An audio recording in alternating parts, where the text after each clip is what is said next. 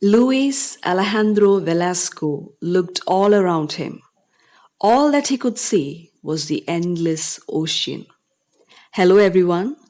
Today's video lesson is based on the first chapter of the second unit in the 8th Standard English textbook. The second unit is titled Wings and Wheels, and as suggested by the title, it is a unit about travels and traveling. The first chapter in this unit is a short story written by Gabriel Garcia Marquez. Gabriel Garcia Marquez was a Colombian novelist, short story writer, screenwriter, and journalist known lovingly as Gabo or Gabito throughout Latin America.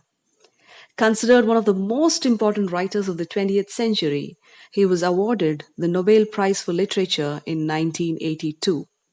Marquez's first major work is the story of a shipwrecked sailor. His best known novels include 100 Years of Solitude, The Autumn of the Patriarch, and Love in the Time of Cholera. The story that we have got to study is called A Shipwrecked Sailor. It is an extract or portion taken from Marquez's novella, The Story of a Shipwrecked Sailor. A novella is a short novel. It narrates the true story of a 20-year-old sailor named Luis Alejandro Velasco and his shipmates. The incidents narrated in the story happened on February 28, 1955, while Velasco and his shipmates by the names Julio Amador Carabello, Castillo, Luis Renchifo, and Ramon Herrera were traveling from Mobile, a city in Alabama in the US, to their country, Colombia. During the voyage, a voyage is a long journey, especially by ship.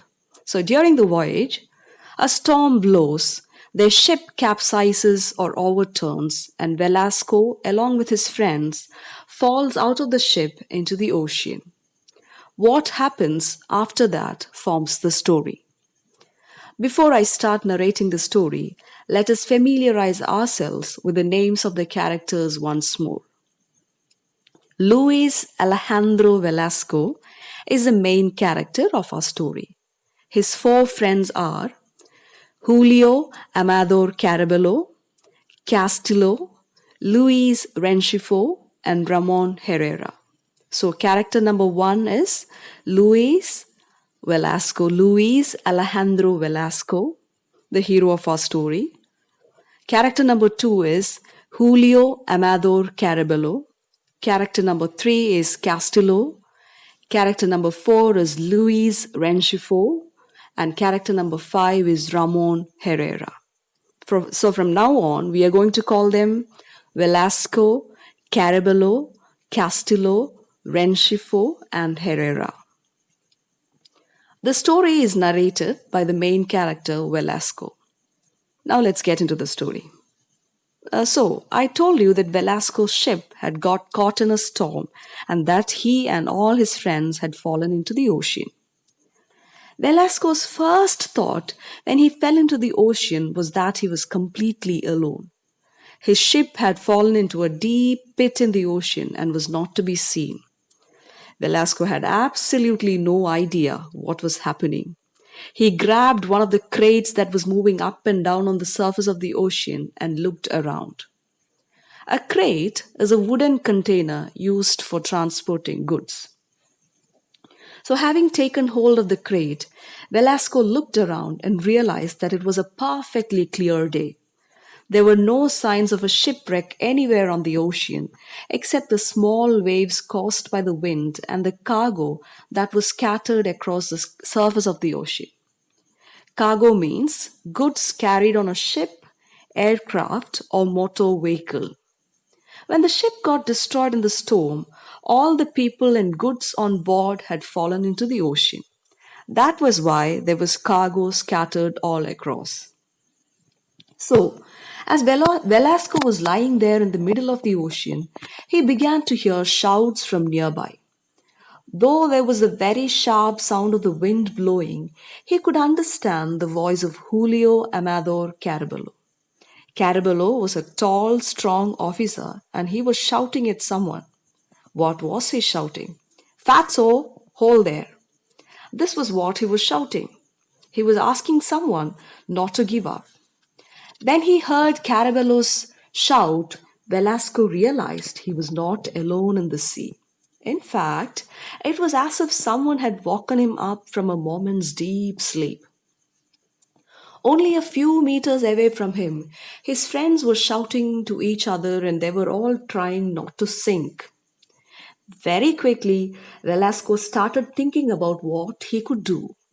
He knew that he couldn't swim in just any direction he liked, and he knew they were 50 miles away from Cartagena, a city in northern Colombia.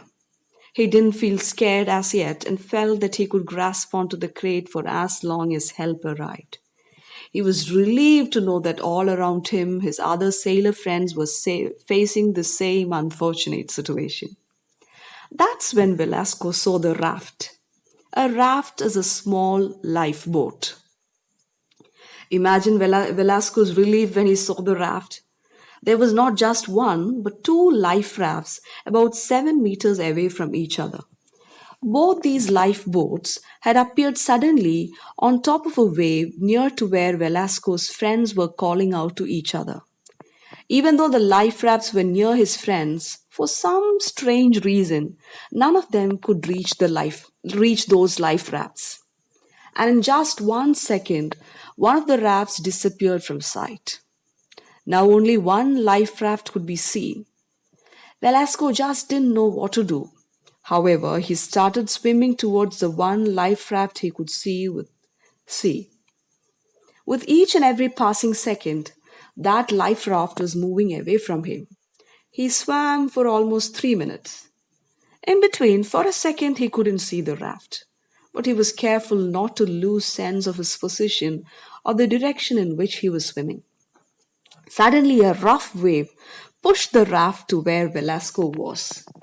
How unpredictable is the sea! One moment the raft was far away from him, and now it is just near him. The raft that was pushed near to Velasco by the wave was huge, white, and empty. Velasco tried his best to catch hold of the rigging or the ropes on the raft and jump inside. He tried hard to get inside the boat and finally succeeded in the third attempt. Once he got onto the life raft or boat, he found it difficult to sit up. All that time that he had spent in the sea had made it difficult for him to sit up. He felt very cold and he couldn't move his arms and legs as he wished. That's when he saw three of his friends near the raft, trying somehow to reach it. Velasco recognized all three of them immediately. On the one side was Castillo and Caraballo. Remember Caraballo? Yes, Caraballo was the one whose shout earlier in the story made Velasco realize that he wasn't alone on the sea. Now, when Velasco looked at Caraballo, he saw that someone else was with him. Who was that? The third character of our story, Castillo. Castillo was holding on to Caraballo's neck. Caraballo had his life jacket on because when the accident happened, he was in his life jacket. He shouted to Castillo, "Hold on tight, Castillo." He was asking Castillo to hold tightly onto his neck. What an unselfish gesture. Both Caraballo and Castillo floated in the middle of the scattered cargo, about 10 meters away from the raft. On the other side of the life raft was Renchifo, who was trying hard to stay above water. His right hand was up in the air, and he had in it his headphones, which he was trying to save from getting wet. In an attempt to swim better, he had torn off his shirt. But when he tore off his shirt, he also lost his life jacket, which he had worn on top of his shirt. Velasco says that even if he hadn't seen Renchifo, he would have understood his shout, "Fatso, paddle over here." So what was Renchifo shouting to Velasco? He was asking Velasco to row the boat to where he was. And who is the fatso or fat person here? Yes, Velasco. When Velasco saw his friends trying to swim and reach the lifeboat, he quickly took his oars and tried to take the boat closer to them. You can see the picture of oars on the screen. Caraballo with Castillo hanging onto his neck almost neared the lifeboat. But a little far from them was the fourth of Velasco's friends, Ramon Herrera. He waved at Velasco as he held on to a crate. Velasco didn't know which one of his friends to save first. He was totally confused. But finally, he decided to go for Herrera, the happy young man from Arjona. Herrera had been with Velasco in the ship when the storm destroyed it. So he wanted to go and save Herrera first. But because the life raft was 2 meters long, Velasco found it difficult to row as he wished. The raft was heavy and he had to row against the wind. He could not row more than a meter. Hopeless, he looked around once more and saw that Herrera had disappeared. Velasco could only see Rengifo now. He was swimming confidently towards the raft. Velasco was sure that he would reach the raft because he always knew Rengifo to be a calm man. When the ship was about to capsize in the storm, Velasco had heard Rengifo snoring and he knew nothing could disturb his calmness. While Rengifo was swimming calmly on one side, on the other side, Caraballo was struggling with Castillo. Caraballo did not want Castillo to let go of his neck, and they were both struggling. They were quite close to the lifeboat, and so Velasco thought that if they could reach a little closer to the life raft, he could hold out an oar for them to grab. But unfortunately, at that moment, a huge wave lifted the raft, and from the top of the wave, Velasco could see the mast of the ship moving away from him. You can see the picture of a mast on the screen. Anyway, when the lifeboat, which was lifted by the wave, came down, Velasco could see that Caraballo had vanished with Castillo hanging onto his neck. So, how many friends have Velasco lost till now? Yes, 3. It was Herrera who disappeared first in the ocean, and now 2 more of his friends, Caraballo and Castillo, have vanished. How sad. When Velasco looked around, 2 meters away, Rengifo was still swimming calmly towards the raft. Velasco wanted to save his only remaining friend, and not knowing what to do, he did something foolish. He tried to stop the raft wherever it was in the ocean. By this time, Rengifo had become very tired. He stopped swimming for a moment, then raised his arm as he had when he had his headphones over his head and shouted at Velasco, "Fatso, row over here." He was tired of swimming and he wanted Velasco to row the boat over to him. But because the wind was blowing from Rengifo's direction, Velasco shouted that he couldn't row against the wind and asked Rengifo to try and swim towards the raft once more. But Rengifo didn't seem to have heard it. The boxes of cargo had disappeared and the life raft kept dancing from side to side, beaten by the waves. In a second, Velasco was 5 meters away from Rengifo and he couldn't see him. But he appeared in another place and he still hadn't lost his confidence. He kept ducking underwater to stop the waves from carrying him away. Velasco stood up in the life raft and held out the oar, hoping that Rengifo would swim close enough to reach it. But then suddenly, Velasco saw that he was getting tired and hopeless. As he began sinking, Rengifo called out to Velasco, "Fatso, Fatso." Velasco tried to row with all his strength, but it was of no use. He made a last try so that Rengifo could reach the oar, but within seconds he saw Rengifo sink forever, just 2 meters away from the oar. Imagine losing your friends one by one, right in front of your own eyes. That's exactly what Velasco went through. He could do nothing to save any of his friends. He was so heartbroken that he stayed in that life raft for quite some time, holding out the oar. He still had some hope left and continued searching the water.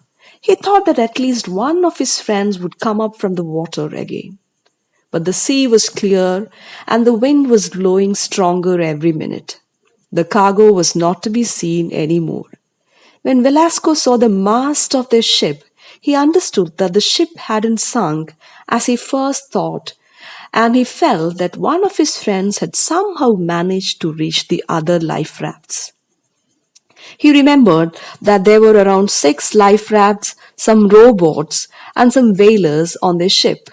A whaler is a seagoing vessel used for hunting whales. Because there were so many life rafts on the ship which they had traveled on, Velasco hoped that at least some of his friends would have reached the other life rafts just as he had reached his. As he was thinking about all this, he suddenly became aware of the sun. Remember, he is now alone on the life raft with not a soul in sight. The sun was too hot and he looked at his watch to see what the time was. It was exactly 12 o'clock noon. Velasco remembered that the last time he had looked at his watch, the time was 11:30 a.m. That was when they were on the ship. Renchifo had asked him the time. At that time, the ship was sailing smoothly. Now, when he looked at his watch, it was 12 noon. Just half an hour ago, everything had been so normal. The disaster happened around 11:50. It took only 10 minutes for everything to happen, for Velasco to reach the raft, to try and save his shipmates and stand motionless and alone on the raft now. He knew a rescue team would be out looking for the lost ship, and he thought that the rescue team would reach him in 2 or 3 hours to save him. 2 or 3 hours is not such a long time, but it can be a pretty long time if you're alone at sea. But Velasco could do nothing about it. He had no food or water on the life raft, and by 3 in the afternoon he knew he would have an intense thirst. The sun was so hot and it burned his head and skin. He had lost his cap, and so to save himself from the rays of the sun, he splashed water on his head and sat on the raft waiting to be rescued. As he sat there, he felt a deep pain on his right knee. He was wearing a jeans-like pants, and because it had got wet, it was difficult to roll it up. But when he did, he was shocked to see a deep, half-moon-shaped wound on the lower part of his knee. He didn't know how it had happened because he only noticed it then. Though the cut or wound pained a little, it had stopped bleeding and it was completely dry because of the salt water. Because he didn't know how to spend the next 2 to 3 hours he was supposed to wait, he decided to take stock of what all items he had with him. He was all alone and wanted to see how the things he had with him would help him.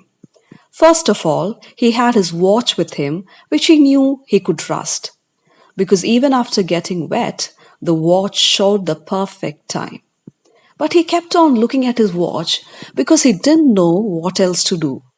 Apart from his watch, Velasco had his gold ring, which he had bought in Cartagena the previous year, and a chain with a gold medal of the Virgin of Carmen on it, which was also purchased in Cartagena from a sailor. He searched his pockets and found that he had nothing but the keys to his locker on the small ship and 3 business cards. Since he had nothing else to do, he read the cards again and again to spend his time until help arrived. This is where our chapter ends. Velasco thought that he would be rescued or that help would arrive in 2 or 3 hours' time. But did that happen? Help definitely arrived, but it came only after 10 long days.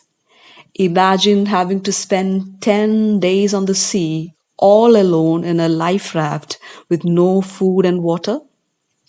Scary, right? But that is exactly what our hero Velasco had to go through. Hope the story of Velasco inspired you and developed in you the courage and confidence to face critical situations in your life.